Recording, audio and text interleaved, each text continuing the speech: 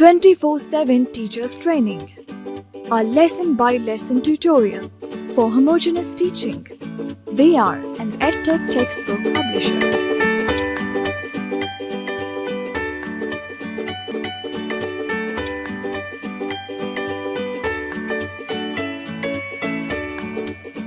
बिस्मिल्लाहिर्रहमानिर्रहीम। अस्सलामु अलैकुम मोहतरम टीचर, स्नोमैन पब्लिशर्स की जानिब से खुशामदीद। ये सेशन पहली जमात की उर्दू के बाब नंबर 5 पर है, जो कि एक नसरी इबारत पर मुश्तमिल है। उन्वान है नसीहत। आइए एक नज़र डालते हैं हासिलात ताल्लुम पर। इस सबक की तकमील के बाद तलबा इस काबिल हो जाएंगे कि मतन या तस्वीर के मुतालिक मशकी सवालात के दुरुस्त जवाबात लिख सकें। था, थी और थे का फ़र्क कर सकें। अल्फाज की इब्तिदाई आवाज़ सुनकर उन्हें तब्दील करके नए अल्फाज बना सकें। मसलन रात से रे हटाकर बे लगाकर बात। तस्वीर देखकर उसमें मौजूद अशिया के नाम लिख सकें। सादा जुमलों को दुरुस्त तलफ़्फ़ुज़ और रवानी से पढ़ सकें। सादा अल्फाज सुनकर लिख सकें, यानी इमला। अल्फाज सुनकर हम आवाज़ हुरूफ की पहचान कर सकें। अल्फाज के जोड़ तोड़ लिख सकें, हुरूफ की मुख्तलिफ अशकाल की सूरत में। बच्चों को इबारत की उन्वान तक ले जाने के लिए और उनकी किताबें खुलवाने से पहले आप एक मौजू तमहीद उठाएंगे, इबारत के उन्वान का ऐलान करेंगे और फिर किताबें खुलवाएंगे। तमहीद उठाने के लिए दर्ज झैल निकात पेश हैं, ताहम यह हर्फ आखिर नहीं है। बेहतर से बेहतर तमहीद के लिए आपकी फ़िक्री जुस्तजू जारी रहनी चाहिए।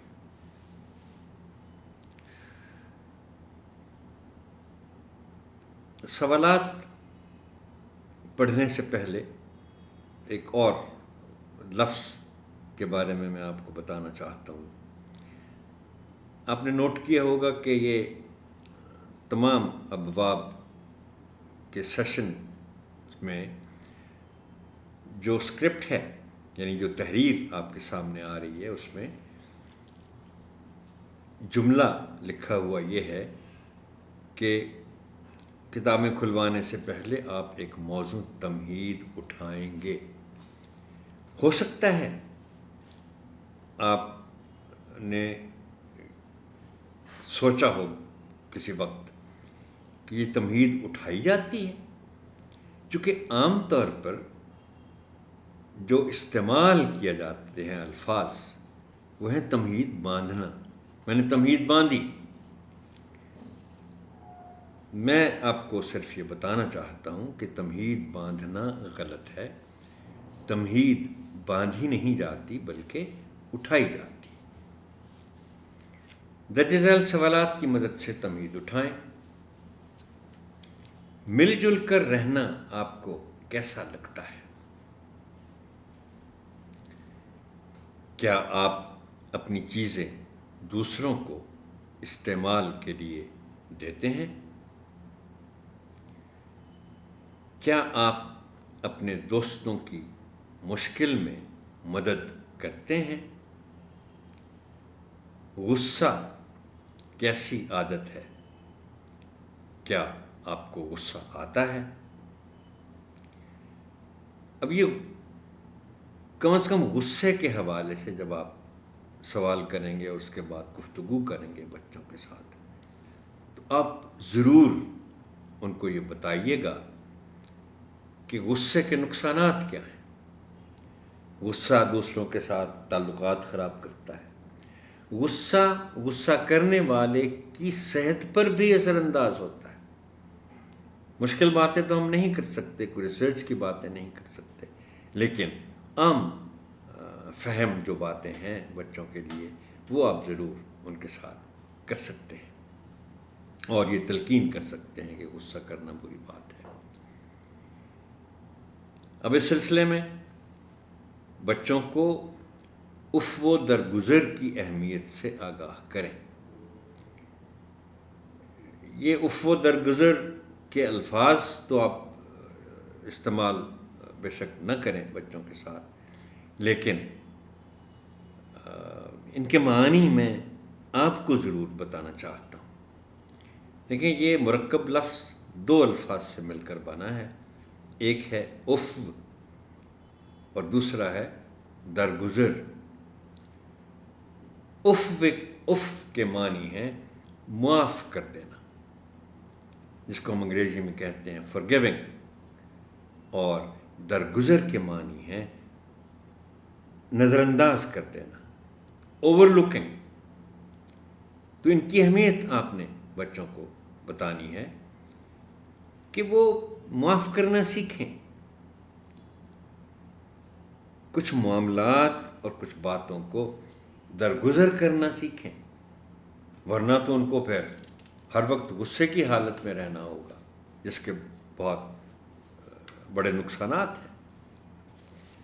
درجہ بالا سوالات پر مبنی گفتگو کے نتیجے میں بچوں کو باب کے عنوان تک لے جائیں۔ تمہید کے بعد آپ بچوں کو بغور سننے کی تاکید کے ساتھ عبارت کی قرأت کریں۔ آپ کے لیے میں قرأت کرتا ہوں۔ نصیحت۔ آج احمد کی سالگرہ تھی۔ تمام بچے بہت خوش تھے۔ سب لوگ باتوں اور کھیل کود میں مصروف تھے۔ اچانک آمنہ کے زور زور سے چیخنے کی آوازیں آنے لگیں۔ سب لوگ اس طرف متوجہ ہوئے۔ دیکھا تو آمنہ اور کرن ایک دوسرے سے لڑ رہی تھیں۔ آمنہ کرن کے ہاتھ سے اپنی گڑیا چھیننے کی کوشش کر رہی تھی۔ امی جان تیزی سے آگے بڑھیں اور دونوں کو الگ کیا۔ آمنہ غصے میں کرن کو برا بھلا کہہ رہی تھی کہ اس نے الماری سے میری گڑیا کیوں لی۔ آمنہ نے کرن کے بال بھی کھینچے تھے۔ اس وقت تو امی نے دونوں کی صلح کرا دی، لیکن جیسے ہی تمام مہمان رخصت ہوئے تو امی نے آمنہ کو اپنے پاس بلایا اور اس سے تمام ماجرا سنا۔ آمنہ نے کہا، مجھے کرن کے ہاتھوں میں اپنی گڑیا دیکھ کر بہت غصہ آیا۔ اس پر امی نے کہا کہ بیٹا، اللہ تعالیٰ نے ہمیں بہت سی نعمتیں دی ہیں۔ مسلمان ہوتے ہوئے ہمیں ان نعمتوں کا ہر وقت شکر ادا کرنا چاہیے۔ اپنی چیزیں ایک دوسرے کو استعمال کے لیے دینی چاہیے۔ آپس میں لڑنا نہیں چاہیے، مل جل کر کھیلنا چاہیے۔ ہمارے نبی صلی اللہ علیہ وآلہ وسلم کا فرمان ہے، مسلمان وہ ہے جس کی زبان اور ہاتھ سے دوسرے مسلمان محفوظ رہیں۔ بیٹا، آپ کی کہی ہوئی بات بھی دوسروں کو تکلیف دے سکتی ہے۔ ہمیشہ کوشش کرنی چاہیے کہ آپ کی بات سے کسی کو تکلیف نہ پہنچے۔ اب طلباء سے باری باری عبارت کی قرأت کروائیے۔ مناسب وقفوں میں تلفظ کی درستی کیجیے اور صحیح تلفظ کی ادائی کی مشق بھی کروائیے۔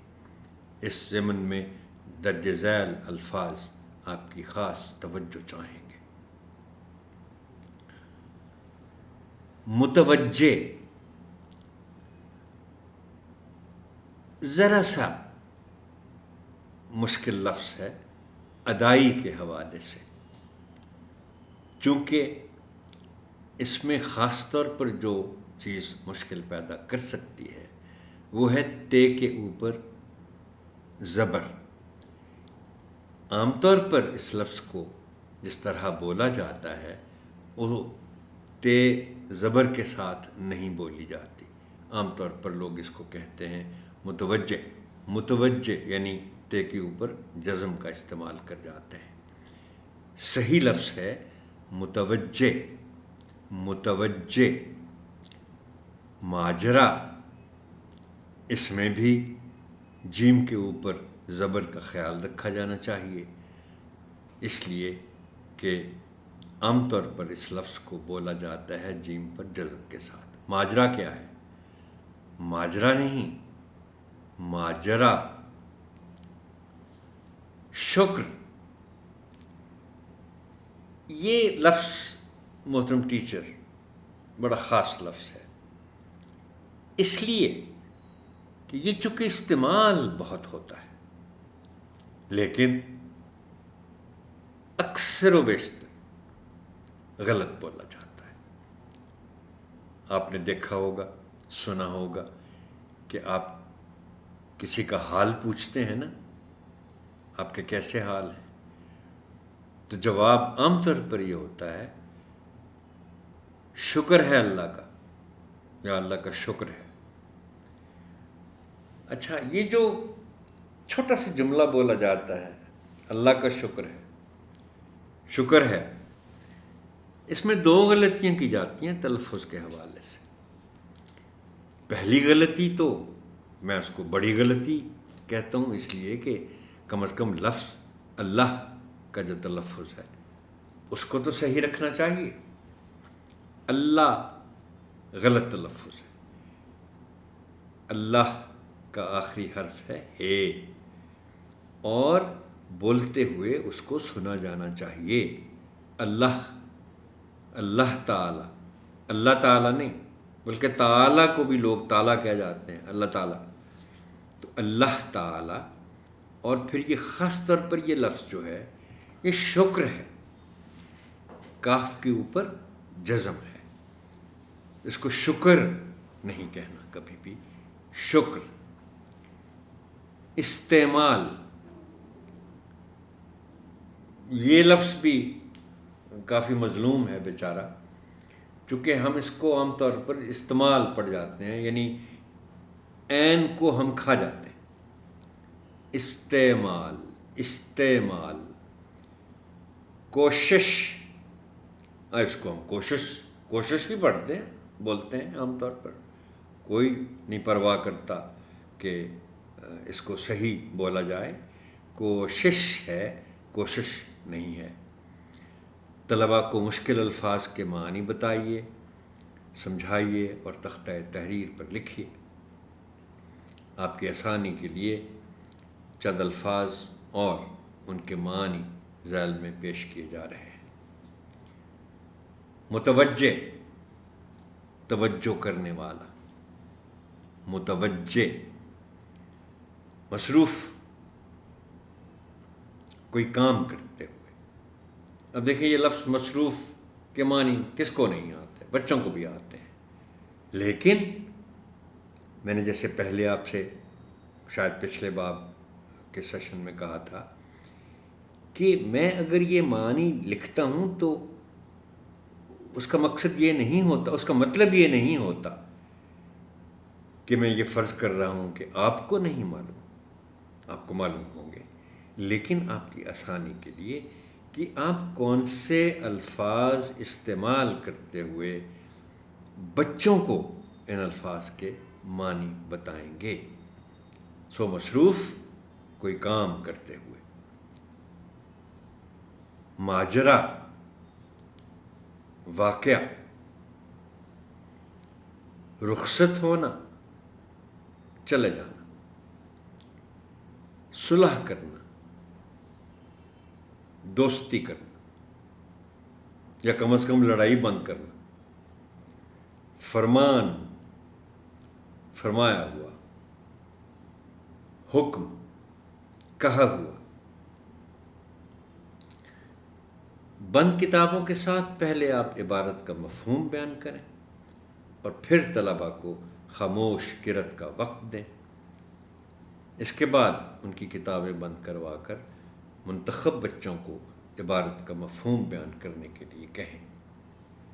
بہتر تفہیم کے لیے متن میں موجود حدیث مبارکہ کی تشریح کرتے ہوئے بچوں کو بتائیں کہ ہم دوسروں کو اپنی زبان اور ہاتھ سے کس طرح محفوظ رکھ سکتے ہیں۔ اب یہ میں دوبارہ اس کا ذکر کر دیتا ہوں حدیث مبارکہ کا۔ مسلمان وہ ہے جس کی زبان اور ہاتھ سے دوسرے مسلمان محفوظ رہیں۔ اس کی آپ وضاحت بچوں کے لیے ضرور کیجیے گا، ان کو بتائیے گا کہ ہم اپنی زبان کے ذریعے یا ہاتھ کے ذریعے دوسرے مسلمانوں کے جذبات کو کیسے مجروح کر سکتے ہیں اور انہیں کیسے نقصان پہنچا سکتے ہیں۔ اس کا مطلب ہے کہ ہم کوئی بات ایسی نہ کریں جس سے سننے والوں کو تکلیف ہو، ہم کوئی کام ایسا نہ کریں، بلکہ اس کی ایک تشریح تو یہ بھی ہو سکتی ہے کہ ویسے تو ہم کوئی کام ایسا اپنے ہاتھوں سے نہ کریں جس سے کسی دوسرے کا نقصان ہو یا کسی دوسرے شخص کو تکلیف پہنچے، لیکن اس کی ایک آخری شکل جو ہے وہ یہ ہے، اور یہ آپ بڑی وضاحت سے بچوں کو بتائیے کہ یہ نوبت قطعی طور پر نہیں آنی چاہیے کہ ہمارا ہاتھ کسی پر اٹھے، کسی کے ساتھ جھگڑا ہو جائے، لڑائی ہو جائے تو یہ ہوتا ہے کہ ہم سب سے پہلے پھر اس پہ ہاتھ اٹھا دیتے ہیں۔ غصہ اگر زیادہ آ گیا تو ہم اس کو مار سکتے ہیں۔ اور میں جب اس حدیث مبارکہ کے ترجمے پر غور کر رہا تھا محترم ٹیچر،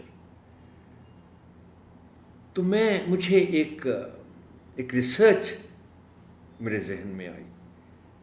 دیکھیں احادیث میں کیسی کیسی دانش کی باتیں ہیں جو اس وقت نبی اکرم صلی اللہ علیہ وآلہ وسلم نے بتائیں، اور آج 1400 سال بعد جدید ریسرچ انہیں باتوں کو کنفرم کر رہی۔ وہ ریسرچ میں لنک کر رہا تھا یہ ہاتھ کے حوالے سے، ہاتھ اٹھنے کے حوالے سے۔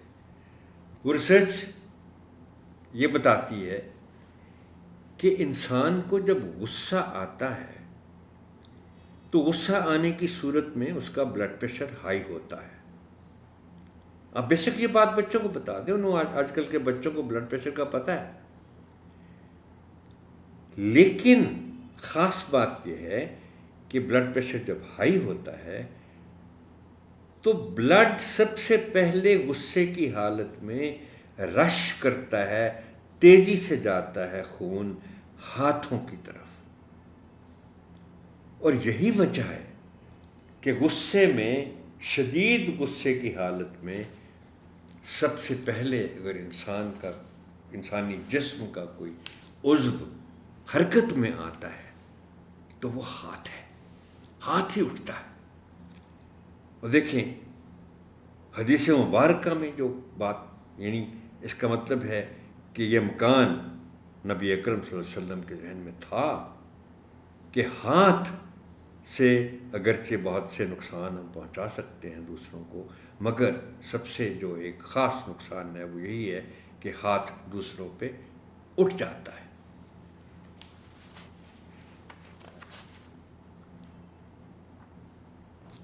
اب آپ چند الفاظ کا انتخاب کریں اور بچوں سے کہیں کہ وہ ان الفاظ کو استعمال کرتے ہوئے اپنے جملے لکھیں۔ آپ ان کے جملوں کی اصلاح کریں اور پھر نمونے کے طور پر خود بھی ان الفاظ کے جملے بنائیں اور تختہ تحریر پر لکھیں۔ اب ہم آتے ہیں متعلقہ حاصلات تعلم کے حوالوں کے ساتھ مشق، زبان شناسی اور لکھائی کے کچھ اہم پہلوؤں کی طرف۔ محترم ٹیچر، بعد میں مجھے نہیں معلوم کہ کبھی موقع آئے کہ نہ آئے، لیکن ابھی چونکہ میرے ذہن میں ایک لفظ کا تلفظ آ گیا ہے تو میں آپ کو بتا ہی دوں۔ یہ بھی چونکہ پڑھا مشق، زبان شناسی اور لکھائی، تو زبان شناسی تو ٹھیک ہے، ہو گیا مرکب لفظ، لیکن لفظ زبان کے تلفظ دو ہیں، اور بتانا میں آپ کو خاص طور پر یہ چاہتا ہوں کہ وہ دونوں تلفظ درست ہیں، یہ نہ سمجھا جائے کہ ایک صحیح ہے ایک غلط ہے۔ زے پر پیش ہے تو بھی ٹھیک ہے، زے پر زبر ہے تو بھی ٹھیک ہے۔ سو یہ زبان بھی ہے اور زبان بھی ہے۔ بچے درج ذیل جملوں کو پڑھ کر سنائیں گے۔ یہ صفحہ 78 ہے، سوال نمبر 5 ہے۔ تو یہ جملے آپ بھی پہلے بچوں کو پڑھ کر سنائیں گے، یا جب وہ پڑھ لیں تو پھر ان کے تلفظ اور روانی کے حوالے سے ان کو تھوڑا بتا کے سمجھا کے تو پھر آپ بھی پڑھ دیں گے۔ میرے بستے میں بہت سی چیزیں ہیں، چڑیا گھر میں کئی قسم کے جانور ہیں، پاکستان ایک اسلامی ملک ہے، صاف ستھرے رہنا اچھی عادت ہے، اللہ تعالی اپنے بندوں سے پیار کرتے ہیں۔ اب دیکھیے، یہ 5 جملے ہیں، اور ان 5 جملوں میں 4 جملے کم از کم ایسے ہیں جن میں کوئی ایک لفظ تو ایسا ہے جس کا تلفظ بہت سے لوگ غلط کرتے ہیں۔ پہلے جملے میں میرے بستے میں بہت سی چیزیں ہیں، لفظ بہت ہو گیا جس کو لوگ بہت پڑھتے ہیں، سو بچوں کا بتائیں گے، ظاہر ہے ان سے پڑھوا کر سننے کا مطلب ہی یہ ہے۔ چڑیا گھر میں کئی قسم کے جانور ہیں۔ اب یہ آپ کو بھی معلوم ہے محترم ٹیچر کہ اس لفظ کو قسم پڑھا جاتا ہے، کئی قسم کے جانور، لفظ ہے قسم۔ پاکستان ایک اسلامی ملک ہے، یہ جو لفظ ملک ہے، میں اس کو بیچارہ لفظ کہتا ہوں کیونکہ پڑھے لکھے لوگ بھی اس کو ملک بولتے ہیں، ملک کم لوگ کہہ پاتے ہیں۔ اللہ تعالی اپنے بندوں سے پیار کرتے ہیں، تو ایک میں اللہ کا تلفظ اور پیار کا تلفظ۔ اس میں حاصل تعلم ہے طلبہ سادہ جملوں کو درست تلفظ اور روانی سے پڑھ سکیں۔ اس کے بعد ہے تصویر میں نظر آنے والی چیزوں کے نام لکھنا، صفحہ نمبر ہے 80۔ اچھا، اس میں خاص طور پر جو بات آپ سے کہنا چاہتا ہوں اس قسم کی سرگرمی کے حوالے سے، پہلے تو یہ دیکھ لیں کہ اس میں حاصل تعلم یہ ہے کہ طلبہ تصویر دیکھ کر اس میں موجود اشیاء کے نام لکھ سکیں۔ کوئی مذائقہ نہیں کہ آپ جب بچوں کو کہیں کہ 3 چیزوں کے نام لکھیں اس تصویر میں جو موجود ہیں، اب اشیاء تو 3 سے زیادہ ہیں، تو لکھوا آپ بے شک 3 چیزوں کے نام لیں، مگر بچوں سے پوچھ ضرور لیں، کم از کم زبانی، کہ اس تصویر میں تمام چیزوں کے نام بتائیں جو موجود ہیں، اور بتانے کے بعد زبانی تمام چیزوں کے نام بتائیں، لیکن لکھیں 3 چیزوں کے نام۔ اگلی سرگرمی ہے تصویر دیکھ کر جملے لکھنا، صفحہ نمبر 81۔ حاصل تعلم ہے طلبہ تصویر دیکھ کر اس کے متعلق 5 جملے لکھ سکیں۔ اس میں میری گزارش آپ سے یہ ہوگی کہ یہ کبھی نہ کرنا کہ بچوں کو آپ کہیں کہ ہاں بھائی یہ تصویر دیکھو اور 5 جملے لکھو، نہیں، ایسا نہیں کرنا۔ ان سے جملے لکھوانے سے پہلے آپ نے اس تصویر کے بارے میں ان سے عمومی گفتگو کرنی ہے۔ وہ یقیناً اس میں دلچسپی لیں گے، ایک جملہ تو وہ فوراً بول دیں گے جی یہ سالگرہ منا رہے ہیں بچے۔ اب یہاں تک تو شاید یہ تخلیقی بات نہیں ہے، سالگرہ نظر آ رہی، لیکن اب وہ بچوں اس میں تصویر میں موجود بچوں کے تاثرات دیکھیں گے، مختلف تاثرات ہیں، اور وہ جو کیا کر رہے ہیں جو بھی اس کے بارے میں آپ بات کریں گے، اور یہ گفتگو کرنے کے بعد ان کے لیے آسان ہو جائے گا کہ وہ 5 جملے لکھ سکیں، اور ساتھ آپ یہ بھی بتا دیں کہ جملے چھوٹے چھوٹے اور سادہ لکھیں بچے۔ محترم ٹیچر، آپ کی سماعت کا شکریہ۔ اللہ حافظ و ناصر۔